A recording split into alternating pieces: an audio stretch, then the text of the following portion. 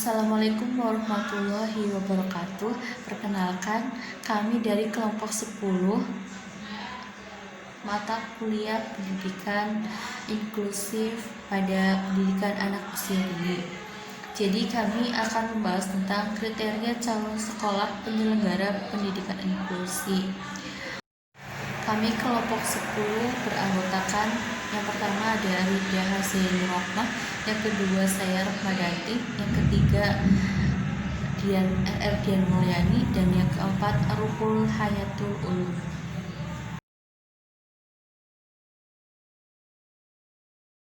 Di sini saya akan menjelaskan tentang penyelenggaraan sekolah inklusi di Indonesia. Salah satu tujuan didirikan negara dan bangsa Indonesia sebagaimana tercantum dalam Undang-Undang Dasar Republik Indonesia tahun 1945 adalah mencerdaskan kehidupan bangsa. Implementasi tujuan ini diwujudkan dalam bentuk penyelenggaraan pendidikan oleh sekolah, pemerintah, dan masyarakat.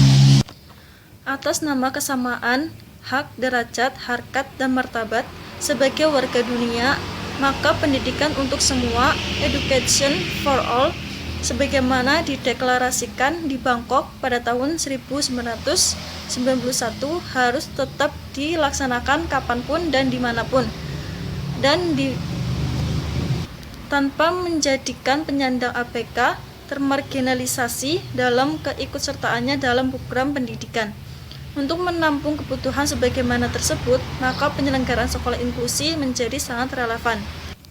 Sekolah inklusi yang berbeda dengan sekolah reguler dan berbeda pula dengan sekolah SLB menjelma dengan pola tersendiri dengan model pembelajaran yang inklusif bagi semua peserta didik. Selanjutnya ada pula dasar-dasar penyelenggaraan sekolah inklusi.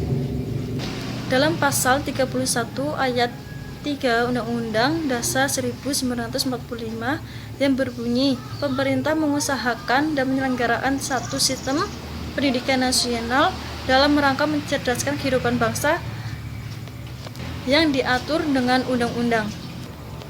Dari cita-cita yang dirumuskan dalam konstitusi dan undang-undang itu, memuat pula penyelenggaraan sekolah inklusi dengan salah satu strategi penyelenggaraannya yang terbuka dan merata. Tiap-tiap warga negara berhak mendapatkan pendidikan, dan dari pernyataan ini dipertegas dalam Undang-Undang Republik Indonesia Nomor 20 Tahun 2003 Pasal 5, dan ditindaklanjuti dengan terbitnya Surat Edaran Direktur Jenderal Pendidikan Dasar dan Menengah Nomor 380 C6 MN 2003 tentang penyelenggaraan sekolah inklusi di setiap kabupaten dan kota sekurang-kurangnya 4 buah dari jenjang SD, SMP, dan SMK. Secara lebih khusus, Undang-Undang Nomor 4 Tahun 1997 tentang penyandang cacat Pasal 10 ayat 1 menyebutkan bahwa kesamaan kesempatan bagi penyandang cacat dalam segala aspek kehidupan dan penghidupan dilaksanakan melalui penyediaan aksesibilitas. Selanjutnya saya akan menjelaskan tentang kriteria calon sekolah penyelenggara pendidikan inklusif. Setiap satuan pendidikan formal, baik TK atau RA, SD atau MI, SMP atau MTS, SMA atau MA, dan pada dasarnya dapat menyelenggarakan pendidikan inklusif sesuai dengan sumber daya yang tersedia. Namun dengan demikian, untuk menghindari kemungkinan terjadinya implementasi penyelenggara pendidikan inklusif yang kurang sesuai, maka setiap satuan pendidikan yang akan menyelenggarakan pendidikan inklusif yang kurang sesuai, maka setiap satuan pendidikan inklusif itu memerlukan beberapa kriteria. Yang pertama, kesiapan sekolah untuk menyelenggarakan proses pendidikan inklusif itu ada seperti kepala sekolah, komite sekolah, guru, staf didik, dan orang tua. Yang kedua, terdapat anak berkebutuhan khusus di lingkungan sekolah. Yang ketiga, tersedia guru khusus atau PLB, guru tetap sekolah, atau guru yang diperbantukan dari lembaga lain. Jadi ada guru yang umum dan juga ada guru yang khusus. Yang keempat, ada komitmen terhadap penuntasan wajib belajar. Jadi ada peraturan setiap sekolahnya untuk memberikan pembelajaran seperti apa yang akan dilakukan. Terus yang kelima, memiliki jaringan kerjasama dengan lembaga lain yang relevan. Jadi ketika pendidikan sekolah tersebut itu memiliki kekurangan, maka perlu bantuan dari pihak lain atau lembaga lain. Itu. Terus yang keenam, tersedia sarana penunjang yang mudah diakses oleh semua anak. Kreativitas yang timbul dari seorang pendidik itu muncul dengan adanya sarana penunjang ini. Ini bertujuan untuk memudahkan pembelajaran. Yang ketujuh, pihak sekolah telah memperoleh sosialisasi tentang pendidikan inklusif.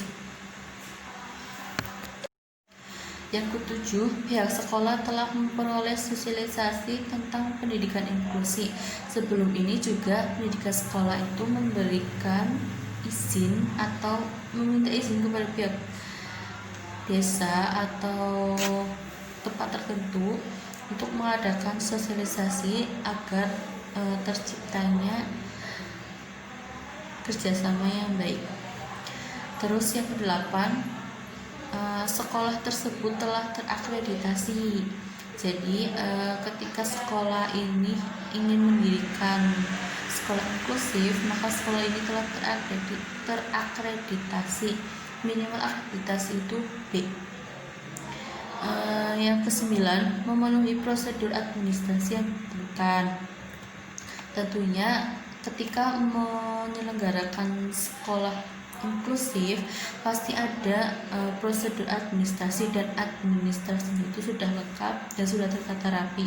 Jadi ketika dari pemerintahan meminta, administrasinya itu sudah ada. Gitu. Pendidikan inklusif ini juga merujuk pada suatu pendidikan yang memberikan kesempatan kepada semua anak tanpa membeda-bedakan latar belakang karena keterbatasan fisik maupun mental untuk mengikuti pendidikan atau pembelajaran dalam lingkup pendidikan pada umumnya.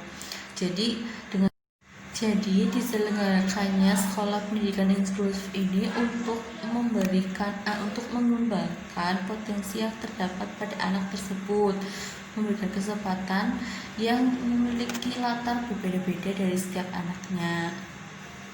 Terus kesiapan taman kanak-kanak dalam kelas inklusi dapat diawali dengan pemenuhan kriteria dalam menyelenggarakan pendidikan inklusi. Menurut Surya, kesiapan ini dapat diartikan sebagai jumlah, pola, atau kecakapan tertentu yang diperlukan untuk suatu tindakan. Pada dasarnya, kesiapan merupakan kapasitas fisik maupun mental untuk belajar, disertai harapan keterampilan yang dimiliki dan latar belakang untuk mengerjakan sesuatu. Kapasitas fisik dan kesiapan ini dapat berupa kelas untuk mendukung dalam mengerjakan sesuatu. Kelas ini merupakan tempat pembelajaran yang berlangsung. Di ruang kelas, pembelajaran dapat bersifat teori maupun praktek. Dari pernyataan tersebut, maka dapat disimpulkan bahwa penyelenggaraan kelas inklusif ini adalah sebuah kesiapan suatu lembaga untuk mengadakan kelompok anak yang belajar bersama dari guru sama dengan materi tanpa membedakan latar belakang kondisi sosial, ekonomi, politik, suku, bahasa, jenis kelamin, agama, atau kepercayaan, serta perbedaan kondisi fisik maupun mental untuk mencapai tujuan bersama. Penyelenggaraan kelas inklusif ini dilaksanakan untuk kebutuhan masyarakat akan sebuah kelas yang dapat melayani anak-anak dengan kelebihan dan kekurangannya. Penyelenggaraan kelas inklusi tetap harus memperhatikan peserta didik, kurikulum, tenaga pendidik, kegiatan pembelajaran, penilaian, dan sertifikasi sarana prasarana.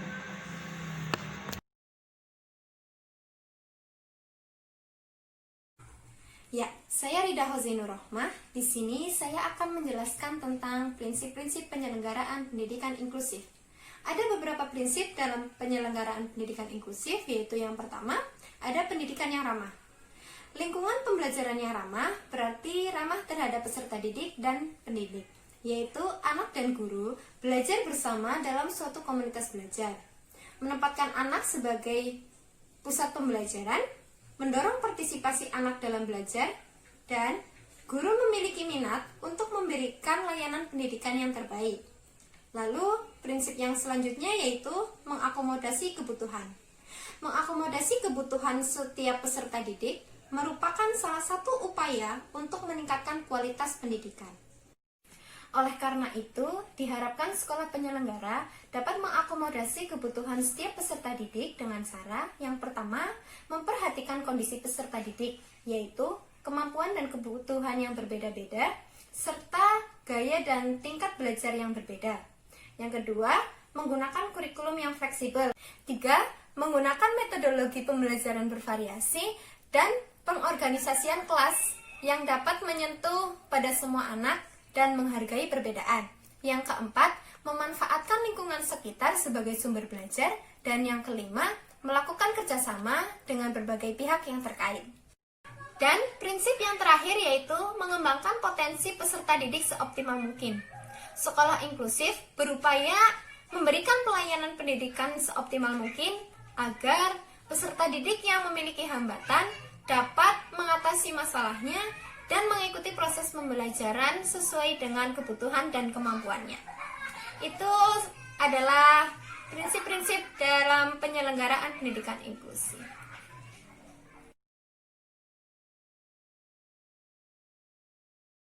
Ya, saya RRD Melani Kusuma Suti akan menjelaskan tentang sistem pendukung pendidikan inklusi. Sistem ini tuh ada beberapa. Yang pertama, sekolah ramah atau welcome school, dan guru yang ramah, welcome teacher. Sekolah yang ramah terhadap anak merupakan sekolah di mana semua anak memiliki hak untuk belajar mengembangkan semua potensi yang dimilikinya secara optimal di dalam lingkungan yang nyaman dan terbuka. Dan sekolah bukan hanya tempat anak belajar, tetapi guru pun juga ikut belajar dari keberagaman anak didiknya. Lingkungan pembelajaran yang ramah berarti ramah kepada anak dan guru. Artinya, anak dan guru belajar bersama sebagai suatu komunitas belajar, menempatkan anak sebagai pusat pembelajaran, mendorong partisipasi aktif anak dalam belajar, dan guru memiliki minat untuk memberikan layanan pendidikan yang terbaik. Selain itu, pendidikan inklusi harus memiliki kompetensi sebagai berikut. Yang pertama, memahami visi, misi, dan tujuan pendidikan inklusi. Yang kedua, memahami dan terampil mengenali karakteristik anak. Yang ketiga, mampu dan terampil melaksanakan asesmen, diagnosis, dan evaluasi bidang pendidikan dan pengajaran. Yang keempat, memahami, menguasai isi materi, dan terampilan praktek mengajar. Yang berikutnya, memahami dan terampil menyusun perencanaan dan pengelolaan pembelajaran. Terus berikutnya, terampil dalam pengelolaan perilaku interaksi sosial siswa. Yang terakhir, mampu mengadakan komunikasi dan kemitraan kolaborasi. Selanjutnya ada pusat sumber, yaitu pelayanan pembelajaran pada sekolah dan guru ramah akan berjalan semakin mulus apabila didukung oleh pusat sumber yang dapat membantu memberikan bantuan teknis kepada sekolah inklusif. Tugas dan fungsi pusat sumber adalah menyediakan guru pendidikan kebutuhan khusus yang profesional yang disebut sebagai guru kunjung atau itinerant teacher. Tugas guru kunjung membantu guru sekolah reguler dalam membantu melakukan asesmen dan merancang pembelajaran khusus. Selain itu, pusat sumber mempunyai tugas menyediakan alat media belajar yang diperlukan anak berkebutuhan khusus. Yang ketiga, sarana dan prasarana. Pendidikan inklusi adalah perangkat lunak gunakan untuk menunjang keberhasilan pelaksanaan pendidikan inklusi pada suatu pendidikan tertentu. Yang keempat, dukungan orang tua dan kerjasama dengan sekolah sangat diperlukan dalam melayani kebutuhan belajar anak di dalam upaya optimalisasi potensi anak. Kerjasama yang erat antar orang tua dalam upaya optimalisasi potensi anak, kerjasama dan erat antara orang tua dan guru dapat menghasilkan solusi terbaik dalam melayani kebutuhan belajar anak di sekolah. Keterlibatan orang tua secara aktif terhadap pendidikan anak di sekolah sangat penting dalam kaitannya dengan negosiasi dalam mencari solusi berkenan dengan pendidikan anak baik di sekolah maupun di rumah. Jadi kesimpulan dari kelompok 10 yaitu sekolah inklusi ini berdiri untuk menampung peserta didik dari berbagai latar belakang dengan kendala apapun. Sekolah inklusi yang berbeda dengan sekolah reguler dan berbeda pula dengan sekolah STB menjelma dengan pola tersendiri dengan model pembelajaran yang inklusif bagi semua peserta didik. Dasar penyelenggara pendidikan inklusif ini terdapat di Undang-Undang Nomor 4 Tahun 1997 tentang penyandang cacat. Pasal 10 ayat 1 menyebutkan bahwa kesamaan kesempatan bagi penyandang cacat dalam segala aspek kehidupan dan penghidupan dilaksanakan melalui penyediaan aksesibilitas. Setiap satuan pendidikan inklusif perlu beberapa kriteria. Yang pertama, kesiapan sekolah untuk menyelenggarakan program pendidikan inklusif seperti adanya kepala sekolah, komite sekolah, guru, peserta didik, dan orang tua. Terdapat anak berkebutuhan khusus di lingkungan sekolah, tersedia guru khusus atau PLB, komitmen terhadap penuntasan wajib belajar, memiliki jaringan kerjasama dengan lembaga yang relevan, tersedia sarana penunjang yang mudah diakses oleh semua anak. Pihak sekolah telah memperoleh sosialisasi dan sekolah tersebut telah terakreditasi memenuhi prosedur administrasi yang ditentukan. Prinsip penyelenggaraan pendidikan inklusif itu yaitu yang pertama, pendidikan yang ramah, akomodasi kebutuhan, mengembangkan potensi peserta didik seoptimal mungkin. Ada beberapa sistem pendukung yang diperlukan, yaitu sekolah ramah dan guru yang ramah, pusat sumber, sarana dan prasarana, dukungan orang tua. Demikian presentasi dari kami kelompok 10, kurang dan lebihnya mohon dimaafkan. Assalamualaikum warahmatullahi wabarakatuh.